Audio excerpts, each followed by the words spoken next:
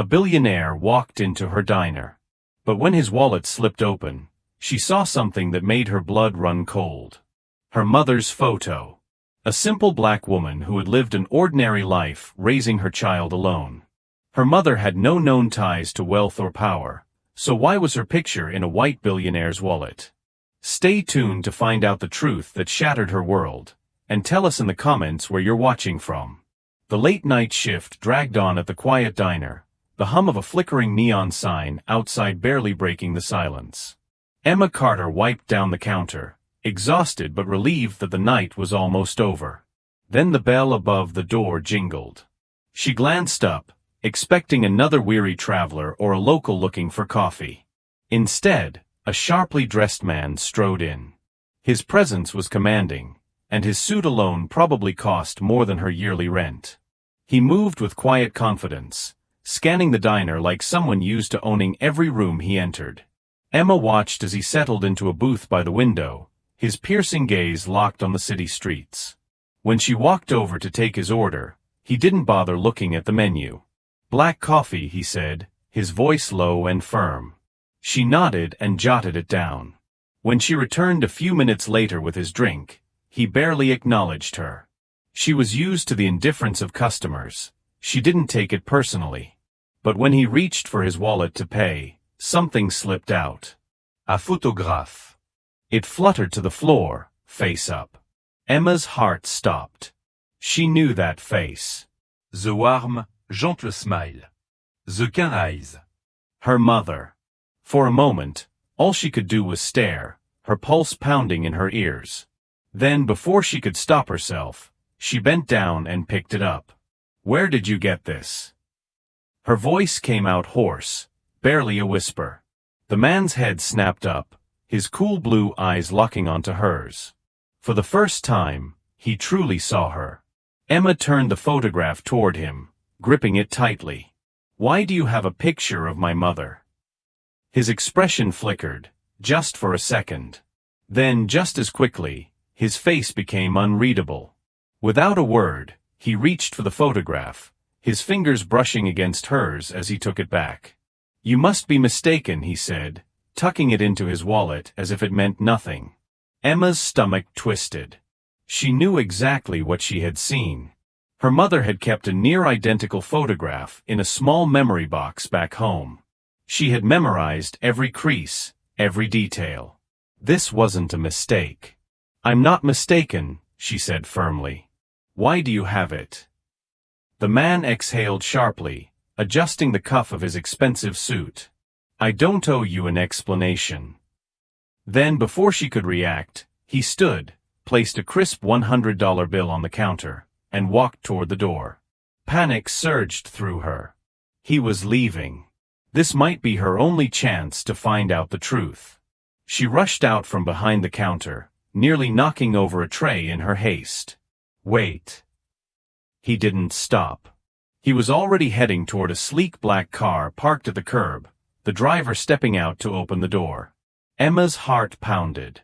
"Please, just tell me how you knew her." For a brief moment, he paused, his hand resting on the car door. She thought, hoped, he might actually say something. Instead, he turned just enough to meet her gaze, his stare cool, detached. Then, in a voice devoid of emotion, he said, "Forget this." He slid into the car. The door shut behind him. The engine roared to life. And before she could take another step, the vehicle disappeared into the night. Emma stood frozen on the sidewalk, her breath coming in uneven bursts. A billionaire had just walked into her life, and left her with more questions than she could count. Who was he? And why did he have a photograph of her mother? She wasn't letting this go. She was going to find out the truth. Emma didn't sleep that night. She sat at her tiny kitchen table, her laptop open, searching for any clue about the man from the diner. No name. No business card. No receipt.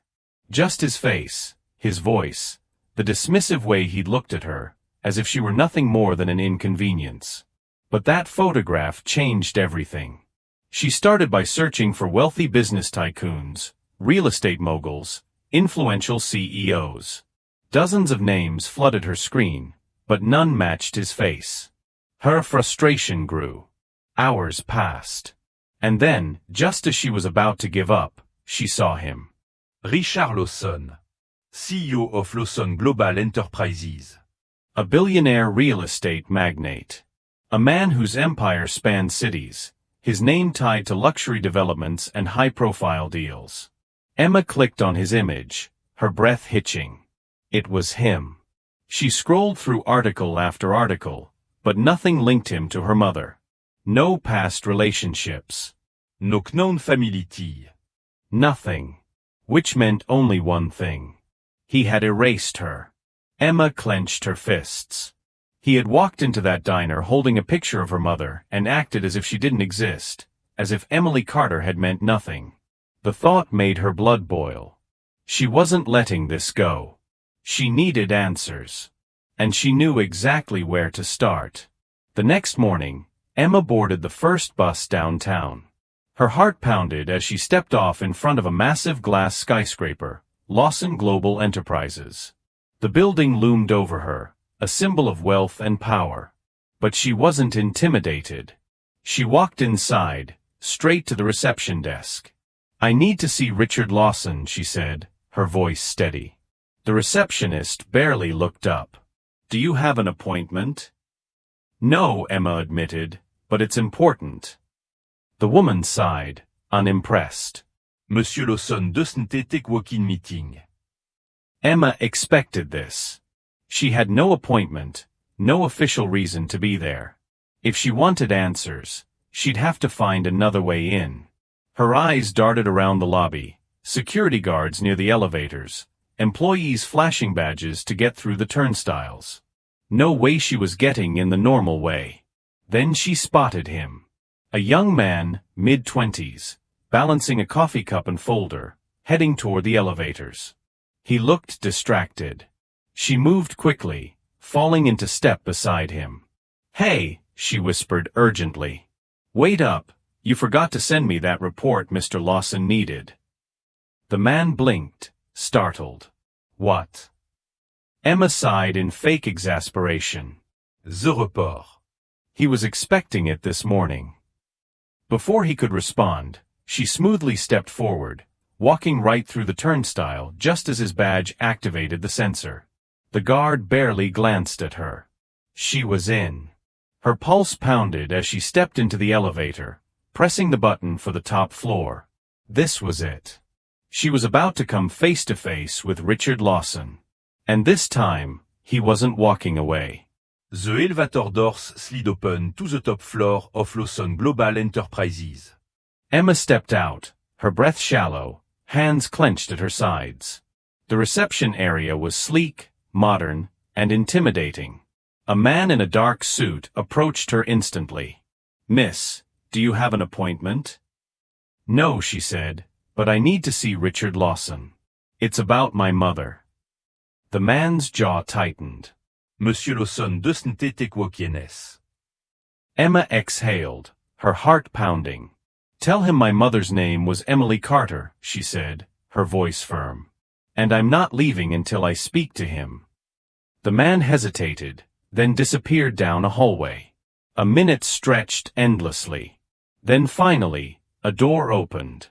Richard Lawson stepped out. The moment he saw her, something flickered in his gaze. Not surprise, not anger. Something closer to resignation.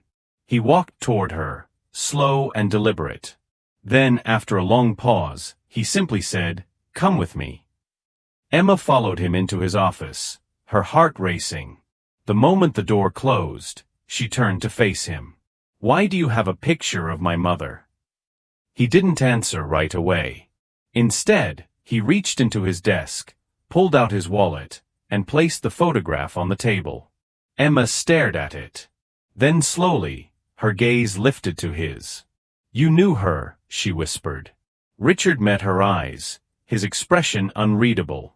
"I didn't just know her," he said finally. "I loved her."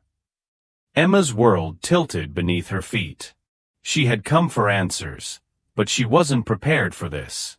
Richard leaned against his desk, exhaling sharply.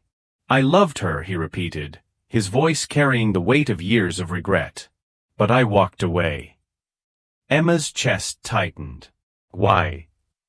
His jaw clenched. Because I was a coward. My family made it clear, if I stayed with Emily, I'd lose everything. The inheritance. The business. My place in their world. Emma's stomach churned. So you left her, for money. Richard's gaz d'Arkened. I thought I could come back for her. Later. When I had secured my future. But by the time I did, she was gone. Emma est son cœur d'une tout-fiste. Her mother had suffered while this man lived in luxury. She never told me about you, Emma whispered. Not once. P'infliquer din Richard size. Because she wanted to protect you from me. Emma's breath came in shallow gasps as she tried to process his words. Her heart pounded in her chest. She straightened, eyes locked on him. So you left her, for money? HIS gaz d'Arkened. I thought I could come back for her later, when I had secured my future. But by the time I did, she was gone. Emma est son cœur d'une tout-fiste. Her mother had suffered, struggling in silence, while this man lived in luxury. She never told me about you, she repeated, her voice a broken whisper. Not once. Pain flared again in Richard's eyes. Because she wanted to protect you. A beat passed. From me. The weight of his confession fell over them, suffocating in its intensity. Emma took a shaky breath, her emotions spiraling. Anger. Hurt.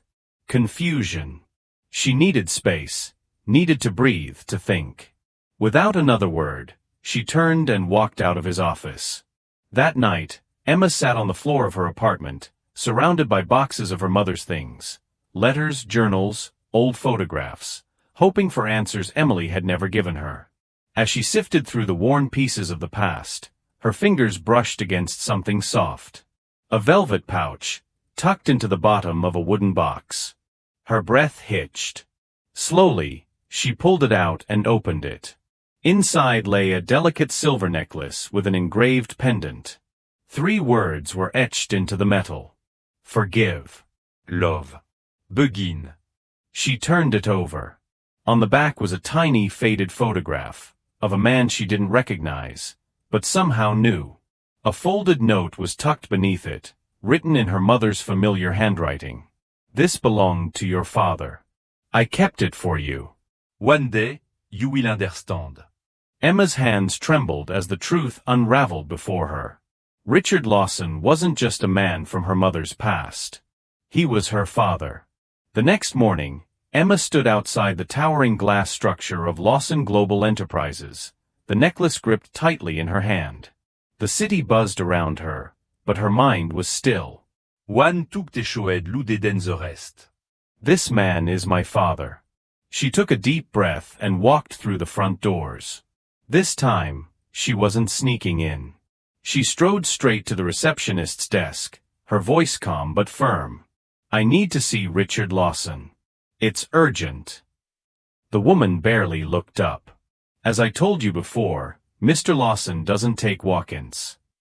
Emma slammed her hand on the counter, revealing the pendant in her palm. Then tell him his daughter is here. The receptionist's expression faltered. Silence hung in the air for a moment before she finally reached for the phone. Within minutes, 2 security guards flanked Emma. But before they could touch her, a deep voice echoed from the corridor. Let her in. Richard stood at the end of the hall, his face unreadable. Without a word, he turned and walked toward his office. Emma followed, her pulse racing. Inside, the door closed behind them, sealing the tension in the air. She didn't wait. She walked straight to his desk, placed the necklace down, and crossed her arms. Explain this. Richard stared at the pendant. His fingers hovered above it, but he didn't touch it. His jaw clenched, composure cracking. She kept it, he murmured, as if speaking to himself. She didn't just keep it, Emma said sharply. She left it for me. With a note. She never told me who my father was, but this, she gestured at the pendant, this told me everything. Richard exhaled and rubbed his temples. I didn't know, he said softly. If I had known she was pregnant, if I had known about you. He trailed off, his voice faltering, as if the truth hurt to admit. Emma's chest ached, but she held back the wave of sympathy. She needed answers more than comfort. But you didn't know because you left. I searched for her, Richard said, his voice raw. By the time I realized what I'd lost, she was gone. I hired investigators. There was no trace. She made sure I wouldn't find her. Emma swallowed hard. That sounded like her mother. Always protecting her. Always eating the pain. But, was it truly protection? Or had it stolen something from her? She thought she was protecting me from you, Emma said slowly, the words foreign on her tongue. She didn't think you deserved to be in my life. Richard flinched. Maybe she was right. A thick silence stretched between them. For the first time, Emma saw the cracks in his armor, the regret, the sorrow, the years of wondering what could have been. I can't change the past, Richard said, his voice quieter now. But I can be here. Now. Emma Esfinger curled around the pendant. Forgive. Love. Begin. The words felt impossibly heavy. I don't know if I can forgive you, she admitted, her voice barely above a whisper. Not yet. Richard nodded, his expression solemn. I understand. Emma took a shaky breath, her mind spinning with questions, emotions, and uncertainty. But amid all the chaos inside her, one thing had become clear, she wasn't walking away. Not yet. For the first time, she was willing to hear him out. A long silence stretched between them. The air felt fragile, like a thread pulled too tight, ready to snap. Finally, Emma reached for the necklace lying on the desk and clasped it around her neck. Her mother had left it for a reason. Maybe it wasn't just about Richard. Maybe it was about Emma, about giving her the choice her mother never had. Richard's eyes flickered to the pendant, and his breath hitched slightly. She really never stopped thinking about me, did she? Emma swallowed hard. She never stopped protecting me. He nodded, the weight of her words settling in. I won't ask you to forgive me today or tomorrow. But if you ever want to know me, not as Richard Lawson, but just as a man who made a terrible mistake, I'll be here. Emma studied him closely, searching for arrogance, manipulation, anything false. But she found none. Only regret. Only a man who had spent decades haunted by a choice he couldn't undo. She stepped back, her fingers brushing the pendant once more. I don't know what comes next, she admitted. A small, almost sad smile tugged at Richard's lips. Neither do I. But maybe that's okay. Emma nodded. Then, with one final glance, she turned and walked toward the door. Not running. Not storming out. Just leaving. On her own terms. She wasn't ready to call him her father. But she wasn't closing the door either. Maybe some things weren't meant to be erased. But maybe, just maybe, they could be rewritten. Every step away from his office felt heavier than the last, as if she were carrying not just her own pain but the weight of years lost. She hesitated for a fraction of a second. But she didn't look back. Not because she didn't care, but because some wounds weren't meant to heal overnight. She walked away, not to forget the past, but to decide on her own, if she was ready to rewrite the future. She wasn't ready to call him her father. But she wasn't saying goodbye either. Maybe some stories don't end the way we want. But sometimes, if we're willing, they can begin again. Emma's story is proof that the past doesn't have to define the future. Sometimes, healing isn't about forgetting. It's about deciding what comes next. What do you think Emma should do? Should she fully let Richard into her life and give him the chance to be the father she never had? Or is it better to protect herself and move forward without him?